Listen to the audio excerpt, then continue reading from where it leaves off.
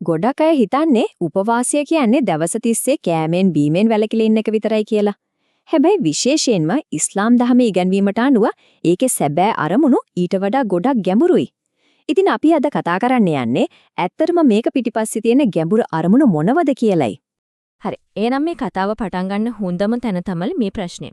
ඇත්තටම කෑම බීම නැතුව ඉන්න එකේ සැබෑ අරුත, සැබෑ අරමුණ මොකක්ද? බලන්න මේක නිකම්ම ශාරීරික දෙයක් නෙමෙයි, ඊට එහා ගිය ආධ්‍යාත්මික ගමනක්. හොඳයි. ඉතින් මේ ගමනේ පළවෙනිම පියවර. ඒක පටන් ගන්නෙ වෙන කොහෙන්වත් නෙවෙයි. තමන්ගෙන්මයි. තමන්ගේ ඇතුළාන්තයෙන්. ඒ තමයි ආත්ම දමනය කියන අර ශක්තිමත් පදනම දාගන්න එක. ඔව් පොඩක් හිතලා බලන්නකෝ බඩගින්න පිපාසය මේවා අපි ඇඟේ තියෙන මූලිකම අවශ්‍යතාවනේ. ඉතින් අපි දැනුවත්වම සවිඥානිකවම මේ දේවල් පාලනය කරනකොට ඒකෙන් අපේ ආත්ම දමනයට self control එකට කොයිතරම් ලොකු පදනමක් වැටෙනවද? ඇත්තටම මේක තමයි අපිට මුලින්ම ලැබෙන ප්‍රායෝගිකම පුහුණුව. හරි.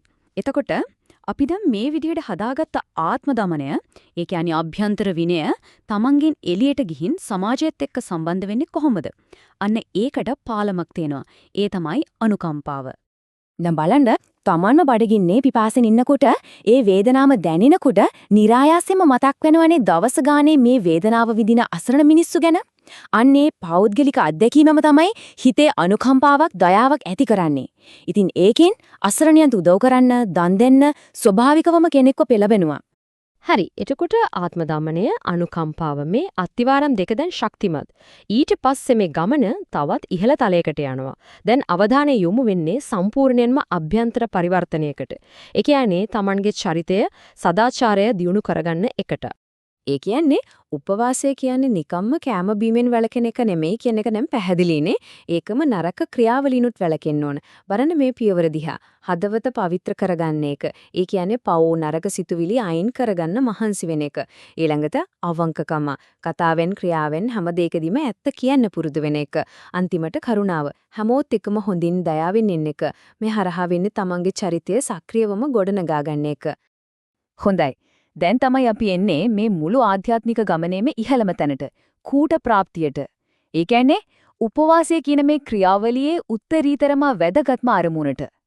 අන්නේ උත්තරීතර අරමුණට තමයි තක්වා කියලා කියන්නේ. තක්වා.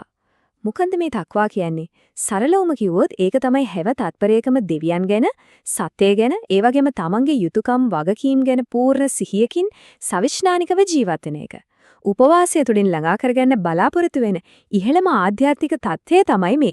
මේ අරමුණ කොයිතරම්නම් ප්‍රධානද කොයිතරම්නම් මූලිකද කියනවනම් ශුද්ධ වූ කුරාණයෙන්ම මේ ගැන කෙලින්ව සඳහන් වෙනවා.